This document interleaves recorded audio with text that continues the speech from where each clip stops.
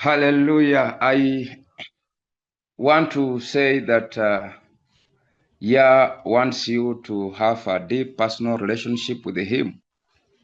I'm Anthony Sudi, and I want to take this opportunity once again to bring this message, the essence of the blood that was shed on the stake, the essence of the blood that was shed on the stake. Hallelujah. Na nataka nikaweze kuleta neno hili katika Kiswahili. I want to bring this message in Swahili. Kwa hivyo katika kitabu kitakatifu tunaona ya kwamba unaposoma Walawi 17:11, nataka nisome na mtu katika Kiswahili. Biblia inasema ya kwamba Walawi, unaposoma Walawi 11, Walawi 17:11, Biblia inasema ya kwamba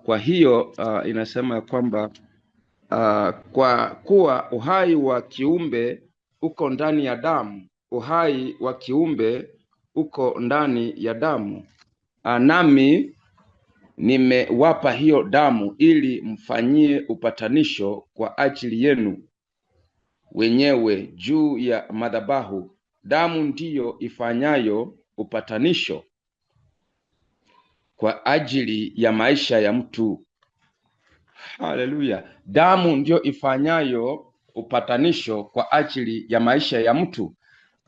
When I read in Leviticus chapter number 17, right from verse 11, the Bible says, Leviticus 17:11, for the life of the flesh is in the blood, and I have given it to you to make expiation for your souls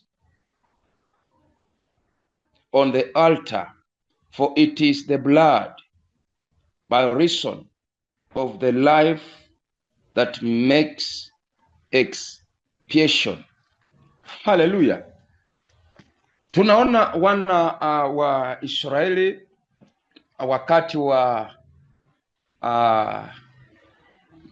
mwenye enzi alikuwa ametuma Musa kwenda kuwaokoa wana wa Israeli from heavy taskmasters. Tunaona ya kwamba mwenye enzi, kwa sababu alikuwa na agano kwa wana wa Israeli, na walipokuwa Misri, basi waliweza kuwa chini ya utumwa wa Farao. Kwa hivyo na mwenye enzi akamtuma Moshe aende akawaokoe, akawaondoe katika mikono ya Farao. Na hivyo basi kuna mambo yaliyofanyika, kwa sababu Farao alikuwa na moyo mgumu, hakuweza kuwaruhusu wana wa Israeli wakaweze kwenda kumwabudu mwenye enzi. Basi kulikuwa na tauni ambazo mwenye enzi aliweza kufanya kwa ajili ya Farao kwa wana wa Misri, ili wapate kuachilia wana wa Israeli. Hivyo basi kuna ile tauni iliyokuwa ya mwisho. Kuna tauni ya kwanza, ya pili, ya tatu, ya nne kuendelea hivyo, ya 9. Tunaona mwenye enzi akiambia Musa aeleze wana wa Israeli wakaweze kuchinja kondoo wa chini ya miaka miwili, akaweze kupaka miimo ya milango, na ili wakati ilipofika ya malaika wa uharibifu, basi kwa kila mtoto Misri kijana aliweza kuwawa, na akawamo mtoto wa mfalme Farao. Basi hivyo tunaona kuna umaana wa damu hiyo ambayo mwenye enzi anaambia Musa aambie wana wa Israeli wachinje kondoo na wapake ile damu katika miimo. Kwa hivyo ndiposa tunaposoma neno linatuambia kwamba kuna uhai ndani ya mwili kwa sababu ya damu. Haleluya, kwa sababu ya damu. Kwa hivyo mwenye enzi anafanya agano kupitia kwa umwagikaji wa damu. Maana wana wa Israeli tunaona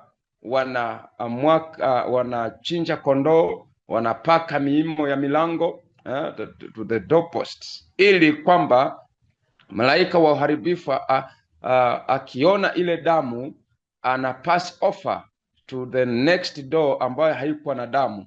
Hiyo ilikuwa inaonyesha agano ambayo mwenye enzi alikuwa ameweka kwa ajili ya wana wa Israeli. Kwa hivyo mwenye enzi ana uweza mkubwa sana na anafuatilia yale ambaye ameyanena kupitia kwa umwagikaji wa damu. Kwa hivyo tunamuona hata mtu wa kwanza ambaye ni Kaini anamuua Abel, na wakati Abel amekufa, mwenye enzi anamuuliza Kaini kwamba nasikia damu ya ndugu yako ikilia kutoka ardhini. Kwa hivyo mwenye enzi anaenenda kulingana na damu, anafanya maagano kupitia kwa damu. Na ndiposa sasa tunakuta wana wa Israeli ikawa wakati wakaanza kuchinja mbuzi, wakawa wanachinja ng'ombe, wakawa wanachinja kondoo kwa sababu ya kujisafisha, kwa sababu ya kujitakasa kwa yale maovu, kwa zile dhambi ambazo walikuwa wanazitenda.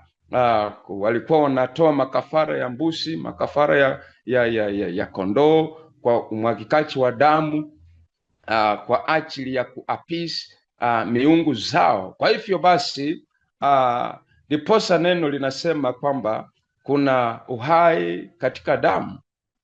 Kwenye mwili unakuwa tuna uhai iwapo damu ipo. Kwa hivyo mwenye enzi anatueleza haya mambo akijua kwamba yeye mwenyewe anafanya agano ambalo ni la umilele kupitia kwa damu. Kwa hivyo mwanadamu ana nguvu, ana uhai kwa sababu ya damu. Na hivyo tunamuona Yahoshua ambaye sasa amesaliwa kwa njia ya Roho Mtakatifu kupitia kwa Maria Bikira. Hivyo basi ikawa ni mpango ambayo mwenye enzi aliweka, ili sasa kwa sababu tulikuwa na dunia ilikuwa imejaa na uovu, jinsi ambavyo dunia ilikuwa chini ya utawala wa kishetani, utawala wa ufalme wa giza ulikuwa umekitiri mizizi. Kwa hivyo basi mwenye enzi akawa na mpango kuweza kumleta mwanao wa kipekee ambaye ni Yahoshua, ili aje achukue masikitiko yetu, achukue lawama zote ambazo zilikuwa juu ya mwanadamu, kwa sababu mtu mmoja alipotenda dhambi, Adamu alipotenda dhambi, hivyo basi mauti ikaja katika dunia, na mauti ilipokuja katika dunia ilimpata mwanadamu.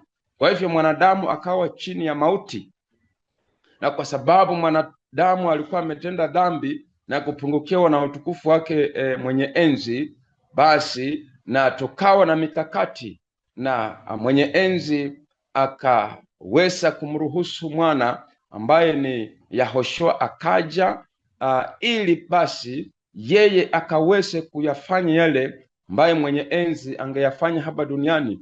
Aliweza kuponya wagonjwa, aliweza kufufua wafu, aliweza kutembea katika maji, kwenye maji, aliweza kufanya miujiza mingi sana ambayo hata na mingine haikuweza kunakiliwa chini. Basi na tunaona katika Wahebrania, in Hebrews, unaposoma Hebrews chapter 7, tunamkuta yule ambaye ni Melkisedek, ambaye sasa ni kuhani ambaye hana mwanzo hana mwisho, na tunakuja kuona kwamba sasa unapoendelea chapter 7, chapter 8, chapter 9, tunaona kwamba sasa Yahoshua amefanyika kuwa ndiye sasa sadaka, amefanyika kuwa ndiye dhabihu. Sasa kwa kumwaka damu kwake sisi tuliweza kusamehewa dhambi. Haleluya! Mwenye enzi alimtoa mwanawe wa kipekee ili yule amwaminie asije akapotea, ili aupate uzima wa milele, na huo uzima umo katika damu. Kwa hivyo Yahoshua alikuja akaweza kumwaka damu pale katika msalabani, na hiyo damu ndiyo inaweza imesafisha kila aina ya uovu juu ya mwanadamu. Wewe na mimi hatuko chini ya sheria tena, maana mwanadamu alikuwa anakaa chini, alikuwa anaishi katika sheria, na mwenye enzi alipoupenda ulimwengu akamtoa mwanawe wa kipekee ambaye ni Yahoshua. Alipoenda pale msalabani, alinyenyekea kama kondoo aendaye machinjoni, na katika kunyenyekea kwake alitukirimia jina lililoko juu ya majina yote. Kwa kulitaja hilo jina la Yahoshua, kila goti litapikwa mbele yake na kila ulimi utakiri kwamba Yahoshua ni Bwana. Haleluya! Na sasa kwa hilo jina, hata katika ulimwengu wa kiza hauna nguvu kwa hilo jina hasa. Na sasa kupitia kwa damu iliyotiririka pale msalabani, hiyo damu ndiyo inayotutakaza, hiyo damu ndiyo inayotusafisha sisi. Tulionekana kuwa wenye uovu, mababu zetu walitenda dhambi na hawapo, na sisi tumebeba zile dhambi zao. Sasa tunapita katika mateso, tunapita katika mambo yasiyopendeza. Ni kwa sababu tu ya yale mambo ya machukizo ambayo mababu zetu walitenda, ila kwa sababu mwenye enzi aliupenda ulimwengu, alikupenda wewe, akapenda mimi, kamtoa mwanawe Yahoshua aje ili akaweze kumwaka damu. Kwa hivyo hiyo damu sisi tumelipiwa deni. Haleluya! Tumelipiwa deni pale msalabani.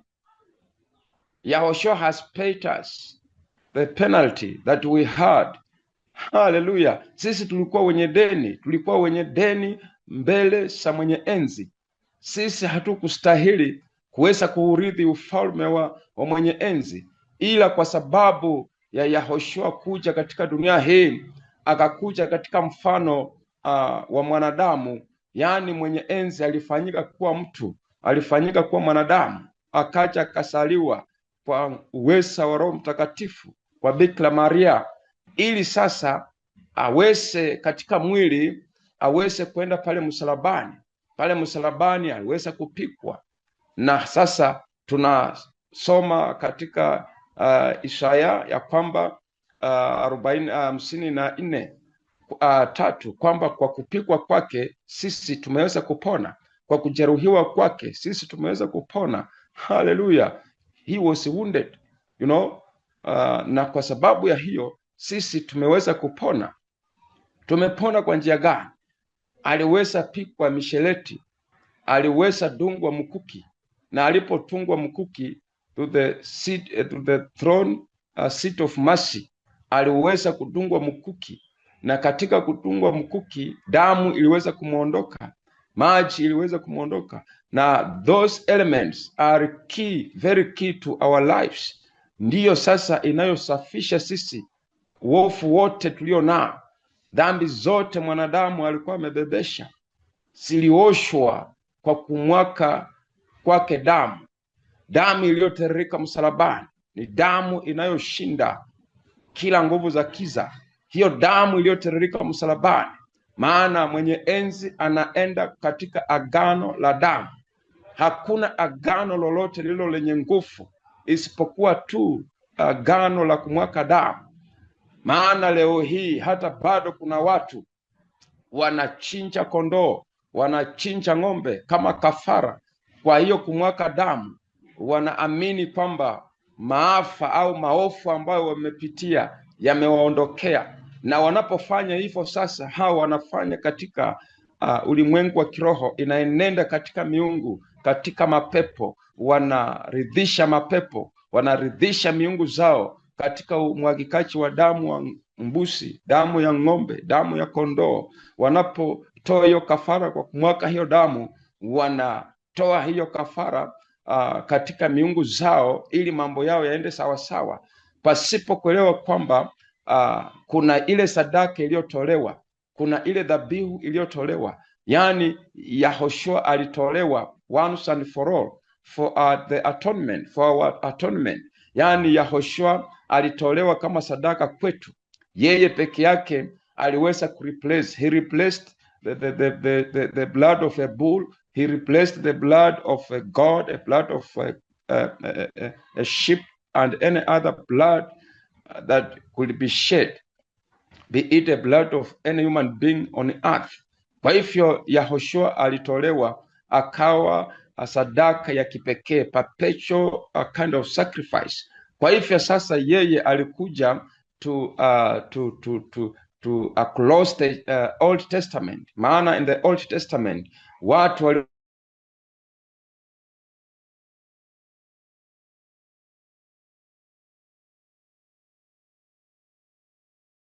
waliweza kuchinja ng'ombe kwa kumwaka damu, waliweza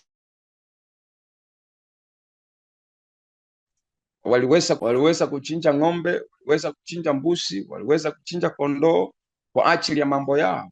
Ila Mungu mwenye enzi akaona haiwezekani, sio vyema, akaweza kumtoa mwanawe ili akaweze kumwaka damu. Katika hiyo damu ya Yahoshua iliyotiririka msalabani, damu ambayo inasafisha, inaondoa kila aina ya uovu, inaondoa kila aina ya dhambi. Kwa hivyo hakuna chochote kitakachoweza kuondoa dhambi zako ila tu kwa kutamka damu iliyotiririka msalabani. Kwa hiyo damu ya Yahoshua, hiyo damu iliyotiririka msalabani ina nguvu, ina uzima, ina uhai. Kuna uhai ndani ya damu ya Yahoshua, damu iliyotiririka msalabani. Hiyo damu ina nguvu, hiyo damu ina afya, ina uzima. Hiyo damu inavunja laana, hiyo damu inavunja kila uchawi, hiyo damu inavunja kila ushirikina. Damu iliyotiririka msalabani ni damu ambayo sasa inanena uzima, si kwa damu ya ng'ombe, si kwa damu ya mbuzi, si kwa damu ya kondoo. Watu wasioamini bado wanachinja kondoo eti kwa kumwaka hiyo damu ili maafa ama mikosi wanayopitia ipate kuishia pale.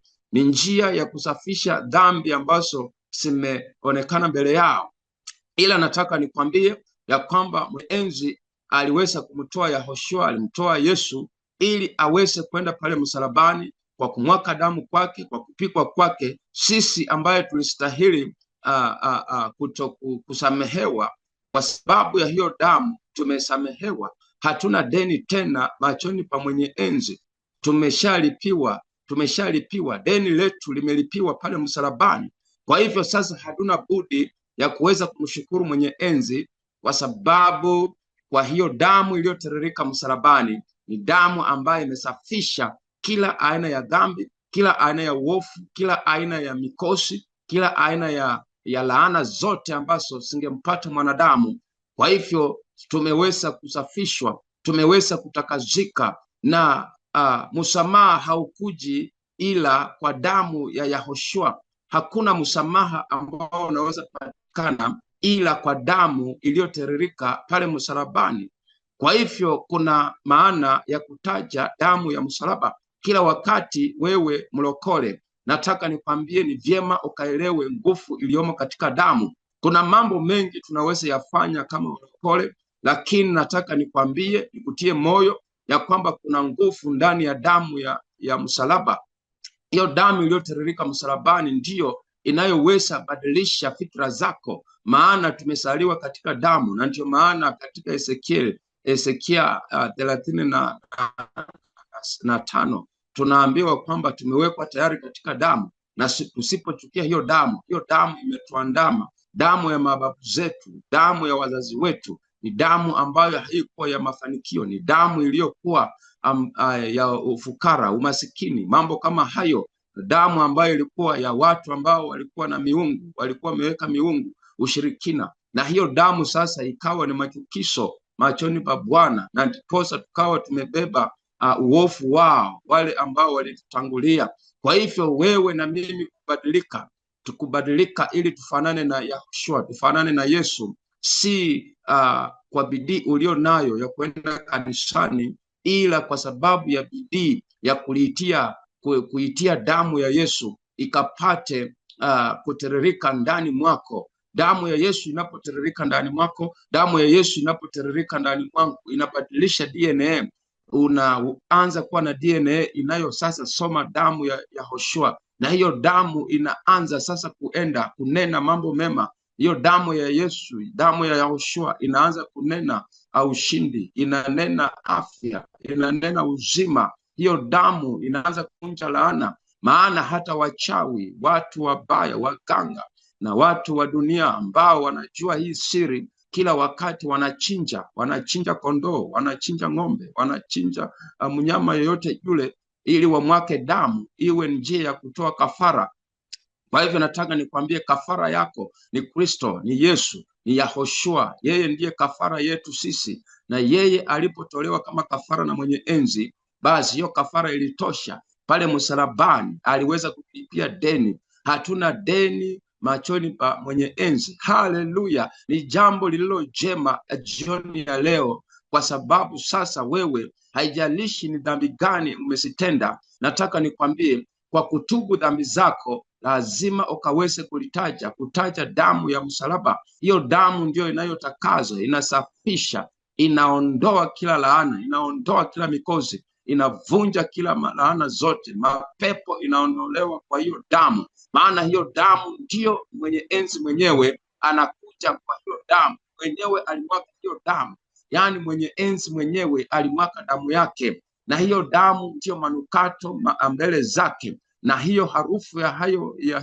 hiyo damu ndio inaweza kuvunja kila mikosi, kila laana zote ambazo zinaweza patikana mbele yako. Ni kwa sababu ya damu ya msalaba. Wacha na hiyo damu ya msalaba ikatiririki katika maisha yako. Hiyo damu iliyotiririka msalabani, wacha na ikanene katika maisha yako, maana inaponena inavunja kila laana, inavunja kila mikosi, inavunja kila aina ya magonjwa. Haijalishi ni high blood pressure, haijalishi ni kansa, haijalishi ni diabetes, haijalishi ni arthritis, haijalishi ni ugonjwa gani. Nataka nikwambie, itia damu ya msalaba, damu ya Yahushua iliyotiririka, ni damu ya agano. Hakuna damu nyingine iliyo na nguvu, hakuna damu nyingine iliyo na uweza, ila ni damu hiyo iliyotiririka msalabani. Nataka nikwambie, anza kuamini hiyo damu kila wakati, anza kuitia hiyo damu. Hiyo damu ikutakaze, hiyo damu ikuoshe, hiyo damu ikaweze kutia uzima ndani mwako. Maana tumeambiwa katika Walawi, tumeambiwa katika Leviticus 17:11, kuna uhai ndani ya damu. Kwa hivyo basi, natangaza uhai ndani ya mwili wako kwa sababu ya damu ya Yesu, damu ya Yahushua imetiririka ndani mwako. Pokea hiyo nguvu, pokea hiyo uzima ndani ya mwili wako kwa kupokea hiyo damu. Hiyo damu iliyotiririka msalabani ikatiririke katika biashara zako, ikatiririke kwenye kazi yako, ikatiririke kwenye ndoa yako. Damu ya msalaba, damu ya Yahushua iliyotiririka msalabani, wacha na ikatiririke katika ofisi yako, itiririke katika finances zako. Damu ya Yahushua itiririke katika ndoa yako, itiririke katika huduma yako. Ninakutangazia damu ya Yesu, damu ya Yahushua ikaweze kunena, kwa sababu ndiyo sasa aroma, ndiyo manukato machoni pa mwenye enzi. Wacha na hiyo damu ikaende mbele zako, ikaweze kutoa manukato yaliyo mazuri, na kila mizimu na mapepo yataokopa tu iwapo kuna damu iliyotiririka ya msalabani. Wakristo wengi tumekosa kutaja damu ya msalaba kila wakati, ila hiyo damu inaokopesha mapepo, hiyo damu inaokopesha uchawi na ushirikina, kwa sababu ushirikina lazima amwake damu ya ng'ombe, amwake damu ya kondoo, amwake damu ya mbuzi ama kuku, na hata anaweza mwaka damu kwa kuua mtu, kwa kutoa kafara kwa mauaji ya mtu. Ila nataka nikwambie, kwa damu ya Yahushua, damu ya Yesu iliyotiririka msalabani, hiyo damu ni zaidi ya uchawi. Damu ya Yesu, damu ya Yahushua ni zaidi ya ushirikina, ni zaidi ya kila maagano yoyote ile ambayo inaweza fanyika na mwanadamu kinyume na maisha yako. Wacha kila wakati tuitie damu ya msalaba. Hiyo damu inanena, inavunja kila laana. Damu ya Yehoshua inavunja kila nguvu za kiza, kila mapepo, misukumo ya wanadamu haina uweza juu yako kwa sababu ya hiyo damu.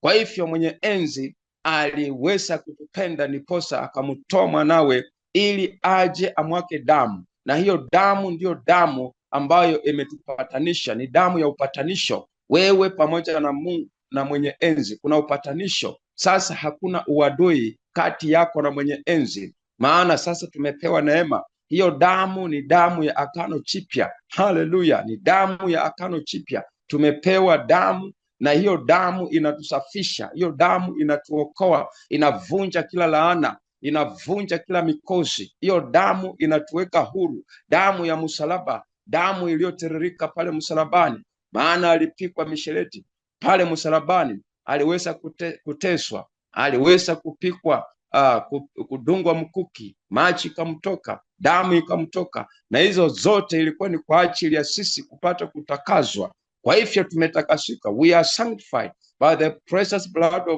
of the stake. We are consecrated by the precious blood of the stake. Hallelujah. The blood of Yehoshua, it cleanses us. The blood of Yehoshua, it sanctifies us. The blood of Yehoshua, it washes our sins away. Dhambi zetu zimeoshwa. Sasa sisi hatuenendi katika dhambi, kwa sababu damu ya msalaba imemwakika kwa ajili yako, kwa ajili yangu. Usiseme wewe ni mwenye dhambi. Tumepungukiwa ndio na utukufu wake, kwa kuwa tumetenda dhambi.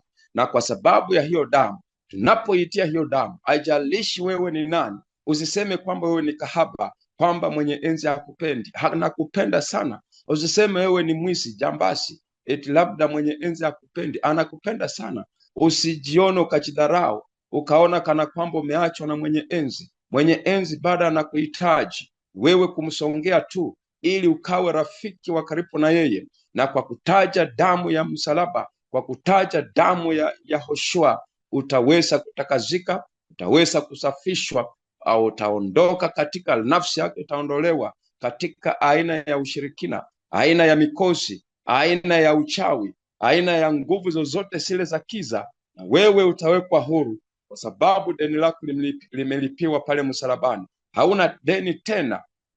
Kwa hivyo wewe jitokeze wasi, ukaweze kuona ya kwamba mwenye enzi anakupenda, anakujali, na ndiposa haukuwa na uweza wa kumsongea, haukuwa na uweza wa kusonga katika patakatifu pake, lakini kwa sababu ya Yehoshua alikubali akateseka kwa ajili yako, alikubali akaaibishwa, akadharauliwa, akachekelewa, wakamuita maskini, wakamuita mtu wa wanawake, wakamuita majina mbalimbali kwa ajili yako wewe ukaweze kupata upatanisho pamoja na mwenye enzi. Kwa hivyo tumeshapatanishwa, hatuko tena chini ya sheria, tuko chini ya neema kupitia kwa damu iliyotiririka msalabani. Imeleta neema. Wacha neema ikubebe, wacha neema ikuinue, neema ikutoe chini kuweke juu, neema ikanene juu ya maisha yako, neema ikaweze kwenda mbele zako, ikaweze kukuinua, ikaweze kubariki, kwa sababu ya kutaja damu ya msalaba. Kila wakati tunapotaja hiyo damu, tunatakazika, tunasafishwa na tunawekwa huru kupitia kwa hiyo damu. Asante, na kwa sababu umesikia neno hili, wacha kila wakati ukaweze kutaja damu ya msalaba. Damu ya Yesu ndiyo damu ya pekee inayoweza kubadilisha fikra zako. Damu hiyo inaweza takaza fikra zako, inaweza safisha fikra zako, inaweza enenda mbele zako. Hiyo damu ikaweza kukuletea mafanikio. Ni damu tu ya Yesu, damu ya Yehoshua iliyotiririka msalabani, ndiyo damu ambayo inaweza leta mabadiliko, inaweza kufanya ukawa zaidi ya jamii yako. Wacha na damu ya msalaba na karakta ya damu ya msalaba, maana mwenye enzi kupitia kwa Yehoshua alikuwa na karakta yake iliyompendeza mwenye enzi. Hiyo karakta iweze kukupikania, karakta iliyo nzuri ambayo haitaenenda na karakta ya jamii yako, maana kuna uwezekano katika jamii yako kuna karakta aina fulani fulani, kuna patterns, bloodline patterns aina fulani fulani. Kwa hivyo nataka nikwambie,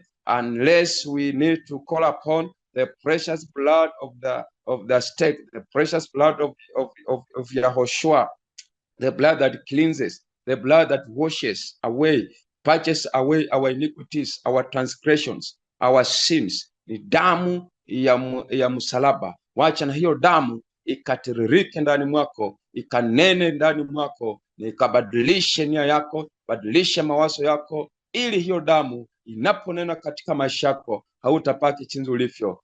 Ya akubariki, ya akuinue, ya akutende mema. Amen, amen, amen, amen. Shalom, shalom, shalom. Amen.